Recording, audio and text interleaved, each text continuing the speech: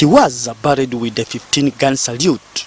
During the prayers, President Museveni promoted Lokech from Major General to Lieutenant General due to his training and contributions. I hereby, using the military, the authority given to me as president by Articles 98 and 99 of the 1995 Constitution of the Uganda, promote Major General Paul Lokech posthumously to the rank of Lieutenant General. I salute you, Yekonagai. Museveni's speech was read to the mourners by the Minister for Internal Affairs, Major General Kahinda Otafire. The Speaker of Parliament, Jacob Olanya, was the chief mourner. He pledged to organize a special sitting to honor Lokech. We will find occasion in the course of the next 2 weeks to have a tribute motion debated honoring Lieutenant General Paul Lokech. And in that debate, we'll talk about a lot of things. And in that debate, I want all. The Chief Justice Alfonso Winidolo urged the government to roll out the new proposal of Paris model-based service delivery system in Acholi to be at village level, since they have been left behind due to over 25 years of Coney War. 15 years since 2006 about June, when the guns went silent. What have you as an Acholi, done to enable yourself recover that lost glory? His request was after Special Presidential Advisor on Security General Salim Saleh urged the people of Acholi to support the Paris-based service delivery. This parish model has been on the tables of government for the last 15 years. It was first discussed in May 2006. Now this is August 2021. And people are still confused about what it means. So, I'm requesting that those who are barring this reformer also help me to keep this situation alive of the parish model. Other notable dignitaries at Lokech's burial included the former president for Somalia, Sheikh Sharif Ahmed Sharif, UPDF Chief of Defense Forces Wilson Mbadi, representative of the IGP Jackson Kabasumba, ministers, members of parliament, and thousands of people of Acholi. They all praised Lokech for humility and hard work. Philip Aguta, UBC News in Padey. The situation in downtown Kampala is worrying, with noticeable overcrowding, a recipe to more COVID-19 infections. A number of hawkers and vendors operate on the streets of Kampala in total disregard of the SOPs set by the Ministry of Health to scale down on the COVID-19 infections. The situation in downtown Kampala is truly descriptive of survival for the fittest in the wild, but with high chances of having the country slide into a third total lockdown. 10:30 a.m. Downtown Kampala was fully congested than never before along Namirembe Road to the Central Business District. To a person who has no idea about COVID-19 situation in Kampala, could think that Kampala is free from COVID-19.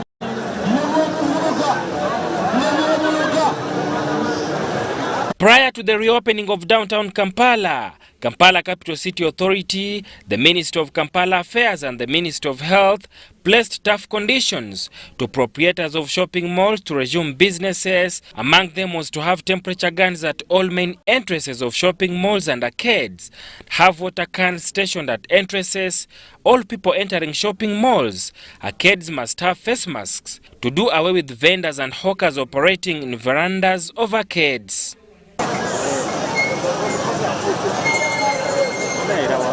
However, all these measures have deliberately been breached with impunity, and in Kikuba and other streets of Benkiwanuka, William Street, Nakivuo Road, and many other access roads in downtown have been slammed by hawkers and vendors contrary to the set guidelines by the Minister of Health to contain the further spread of COVID-19. Government chaino tuyamba fenga batembeyi. Ake disease no zola wagulwe wakalu tewali kye bakolerayo. Ne misto watewali. Mulimu nebizimbe katinge kyekipya nga ne wansi abantu tebagenze rent mungi. Underground investigation revealed that majority of the vendors who have returned in the streets of Kampala in the total breach of standard operating procedures are financed by traders owning shops and boutiques in the shopping malls and arcades in downtown Kampala to sell commodities picked from their business premises with a commission paid to them at the end of the day. Emali gye tutunda yammwe basuubuzi yaba bizimbe yaba maduuka yammwe era tujijjayo ne tugireeta wano ku street okusobola okulaba nga nafunako akatonotono. The situation here is a summary of the rule of the jungle, where it is survival for the fittest. Even with the construction of markets for vendors, Kampala Capital City Authority and Uganda Police Force that are supposed to enforce the implementation of the set standard operating procedures by government have failed in their role to get vendors and hawkers off the streets. The people were given permission to go back to their normal businesses, and most businesses here in Kampala were opened up. So as police, I would be a liar to sit you down here and I inform you that we are going to control the traders who are coming in Kampala. That is a total lie. We cannot do that. But working with other agencies, they can put mechanisms in place. Responding to the illicit financing of hawkers and vendors to stay in the streets by traders owning shops in arcades and malls, KCCA faulted police for failing to arrest traders in the cartel. Above all, we are sensitizing people to have masks. We know that Kampala has a number of people, a great number of people that come in every other day. We have over 4 million people by day, as opposed to the 1.6 million people by night. But if you look at all these people, they are putting on masks. All the workspaces, at their entry points, they have water to wash their hands, and not just water, but water with soap. People are using their sanitizers. People are ensuring that they're doing the right thing. Health experts predicted higher chances of having the contrary get back in a third lockdown. In the last week's trajectory curve of registering 4,000 COVID-19 cases remains trending high. However, the question here that remains unanswered is whether lockdown is the best solution to scaling down COVID-19 infection or mass vaccination of the people. In the last 24 hours, 8 people have died of COVID-19 in Kampala alone, bringing the number to 2,982 deaths, 186 new cases, totaling to 356 active cases on admission in health centers countrywide.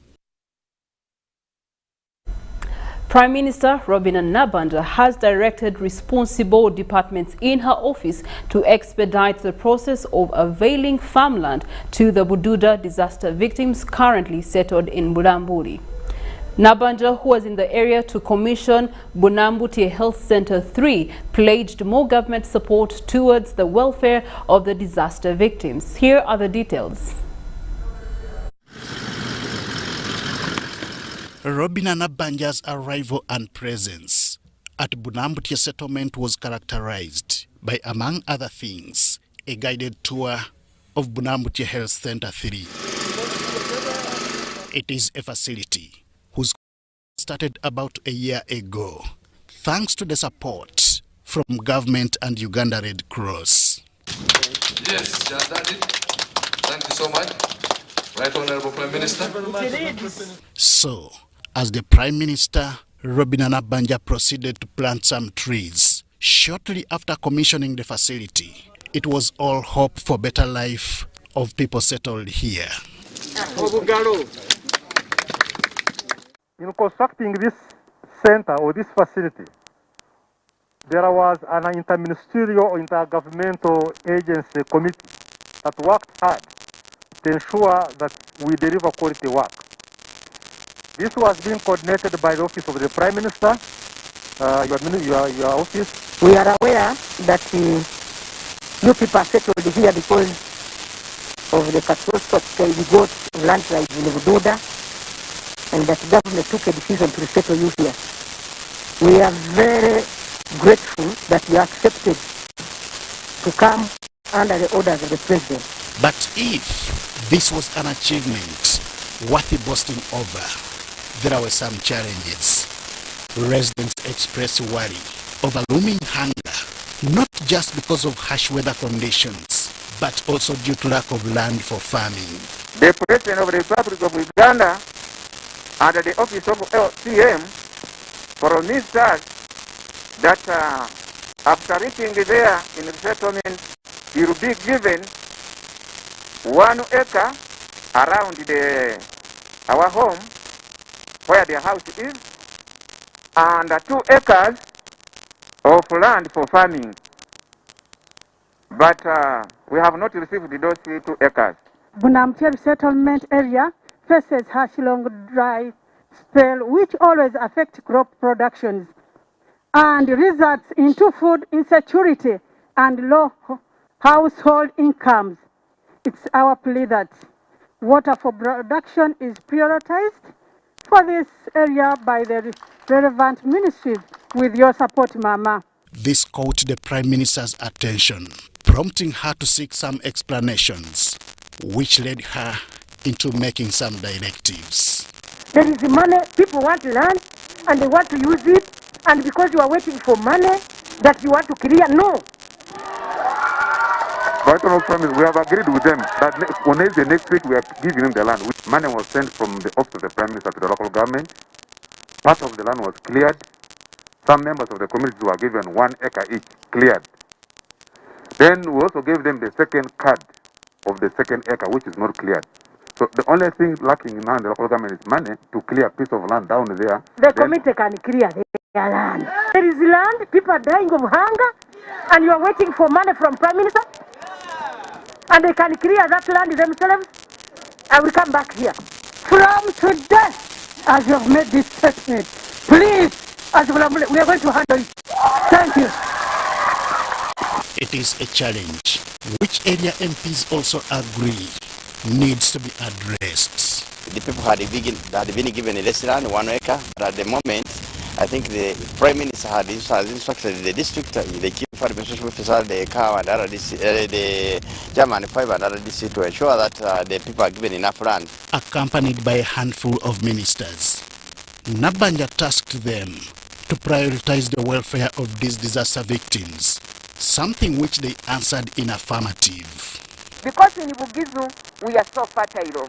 By next year, you will find this population doubled or times 3. So it is important that we upgrade it in time such that it serves the population that is growing here.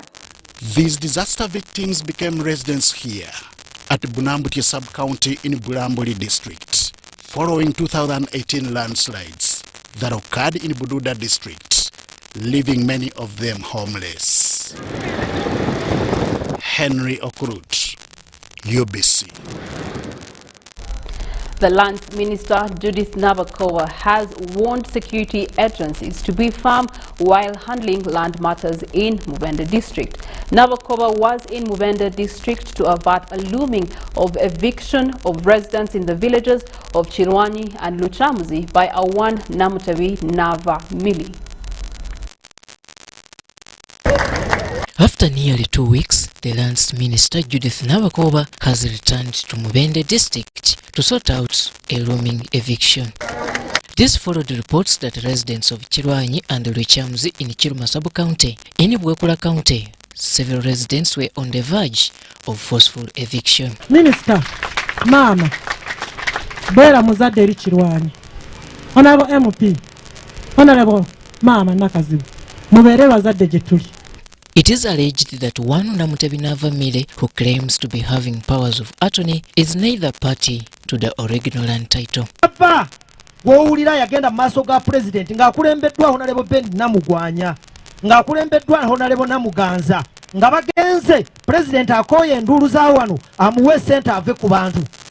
Bwe batuuka maaso ga president ne president namugamba mumpe ekyapa, n'ava yatunula wansi ng'ekyapa takiina. Era Honorable Minister Mama, abantu bonna bagenda okujja wano nga bagoba abantu ku bibanja nga babagoba ku public land abo tetugenda bakkiriza na kubugumizaawo katebe wano. According to residents, this matter, which has stalled since 2012, has left many homeless, properties destroyed, and others nursing wounds, and many are still behind bars without trial. Wamanyi omukyala bakusulidde abaana 8, musajja ali mu kkomera, toli ku kibanja, oli ku poloti, olubimbi lwa 15 Kagoma, tulima mu forest eri eyo obujaala, tutambule mayiro 8, olina okukeera 11, ogenda olime Kagoma, okamawako gule muwogo wa 10, mukene wa 5, nyanya za osobola okufuna abaana kye banaalya. Era tubakakasa nti lugenda kusalumu mubalabe nga bejjeeredde.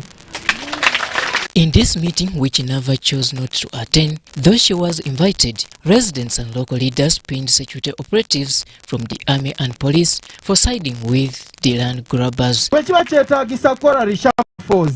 Abantu abaludde mu poliisi ne mu bifo bye bakoleramu tuyambe kikolebwe. Tufune ku bantu abapya abagenda okuwa respect bamanye nti gavumenti eno eriwo olw'abantu bano. Although initially the district police commander had shunned the meeting, he later resurfaced.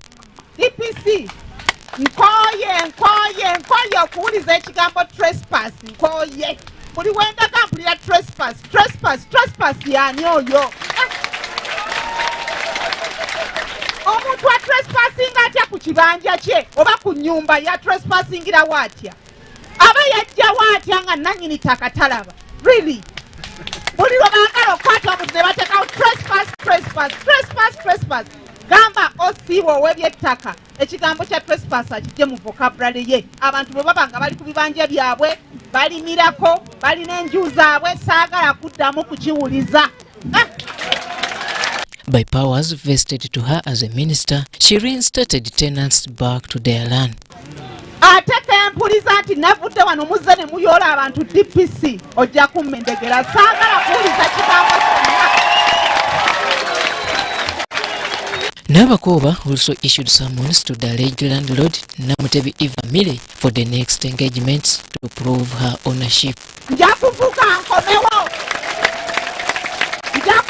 nkomewo tubikolere wano mu lwatu batubuulire tumanye ani gwe tutiiringa naye. Robert Onyango, UBC News. Well, thank you so much, Robert Nyango, for that news report. And now we get to look into our business, where we shall be looking to bamboo planting in Busoga, as well as nuts performance in this very same country when we return from our break. Good afternoon.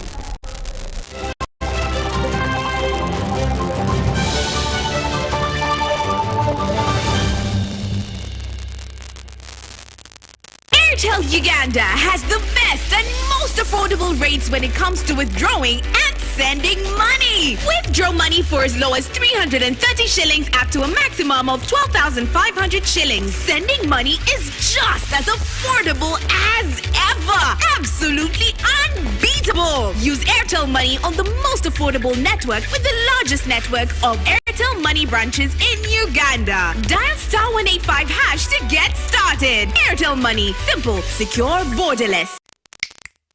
5 times the winning, yeah. 5 times the happiness, yeah. 5 times the luckiness, yeah. 5 for 5, oh yeah. It's 5 for 5. 5 for 5. 5 times the money, yeah. 5 times the shopping, yeah. 5 times the prizes, yeah. 5 for 5, oh yeah.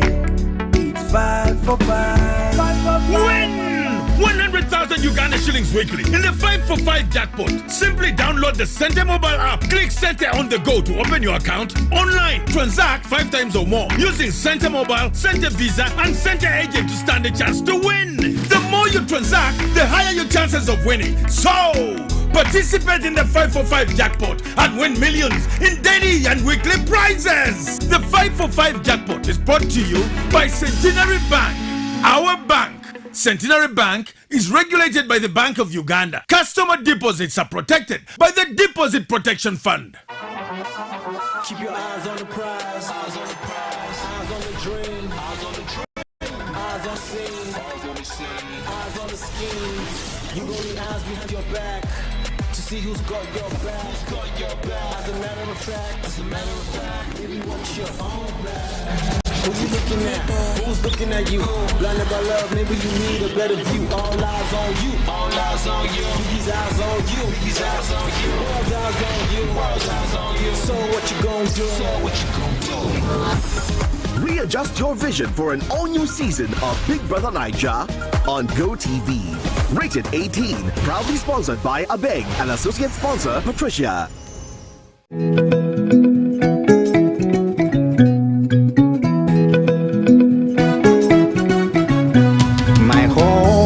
I smile when I think of you, Uganda, my home.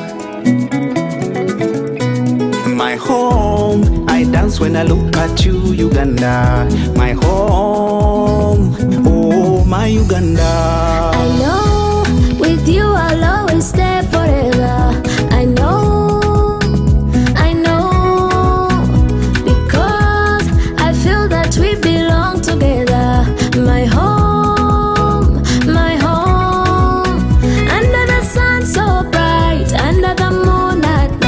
On my heart, mommy, oh my Uganda.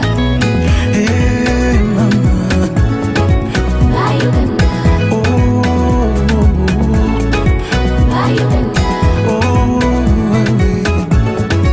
my Uganda. My Uganda. Nikokone, my Uganda. Amari, alemira, my Uganda.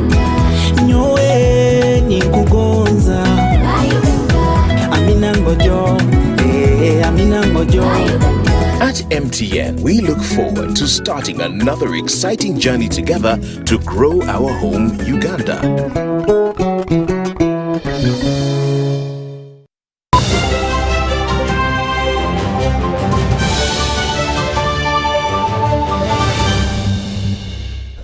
Welcome back from that short break. It's still UBC's lunchtime news, and we continue on to our business segment. The National Agriculture Advisory Services has partnered with Gulu Archdiocese to enhance cassava growing and production in the Acholi sub-region. A memorandum of understanding has been signed between Gulu Archdiocese and NAD, stipulating the responsibilities of each party. Details follow. The National Advisory Agriculture Services has embarked on a cassava project with the aim of commercializing the crop, especially in the areas where it is thriving. The project started with the provision of hybrid cassava species to motivate farmers. The role of the district local governments under this MOU is mainly to provide extension services, to provide information to the farmers about how to plant the cassava, how to take care of it, how to manage the pests and diseases, even how to harvest it, and even post-harvest handling. NADS has signed a memorandum of understanding with the Archdiocese of Gulu and local leaders to boost cassava production in the area. So moving forward, we shall be assessing the performance of each party in the MOU along the way, and we shall see how to improve and move on. And there is evidence that now we have enough cassava in this project to justify a new factory. The diocese is covered by the memorandum include Nebi, Lira and Arua that were well represented at the function held at Gulu Archdiocese and assented to this document. What they can do to help our fish farming efforts. We already have a small school for fish farmers. The memorandum also seeks to add value on the product. What is important now is to organize farmers to see maybe we can have collection centers, okay? Collection centers where cassava can be collected and collected and then delivered to the factory, because the factory is far, is a distance. So, meanwhile, the Archdiocese of Gulu has received a presidential pledge of a tractor to boost farming in the Archdiocese, which was delivered by the Commissioner to the Ministry of Agriculture, Achayo Consolata. Gratitude, receive the gift which the President had promised. the issue of boosting commercialized agriculture requires partnerships by different players in communities. NADS is spearheading different projects in agriculture while providing hybrid species to farmers. Abdul Nasser Lubwama, UBC News.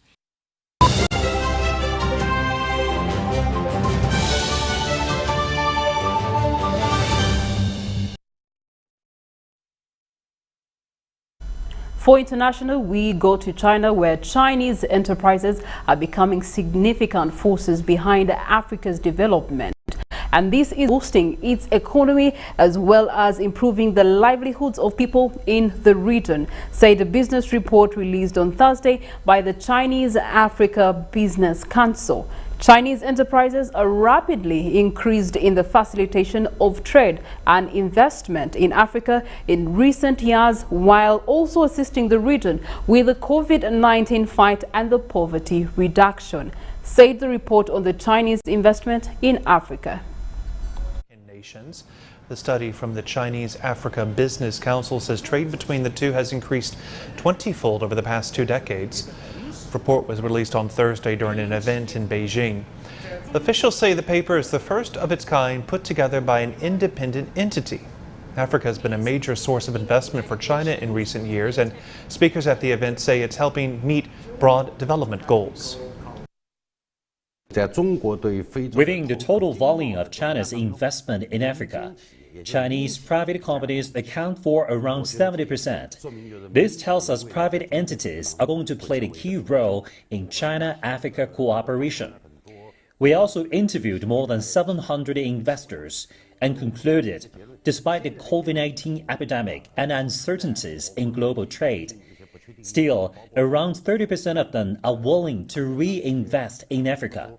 So we believe Chinese companies, especially private ones, are very optimistic about the African market.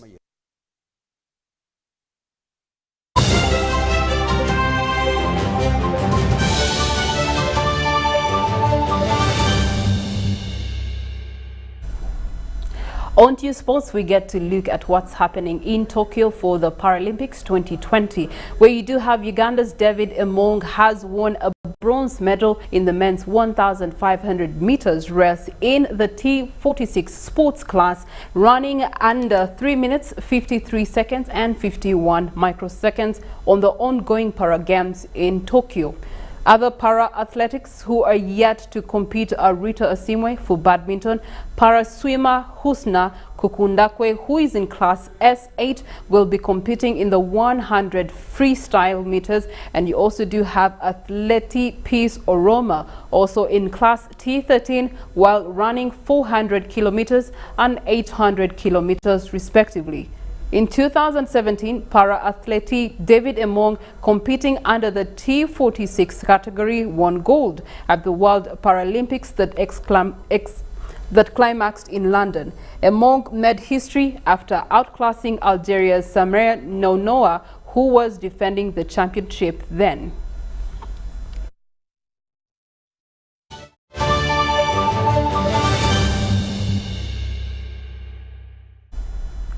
Thank you so much for having joined us for UBC's Lunchtime News. Have yourselves a wonderful afternoon. It's been Priscilla Nalwoga as your anchor and Habimana Deo as the editor. Until this evening for our Habari News and also News in Ruganda, etc.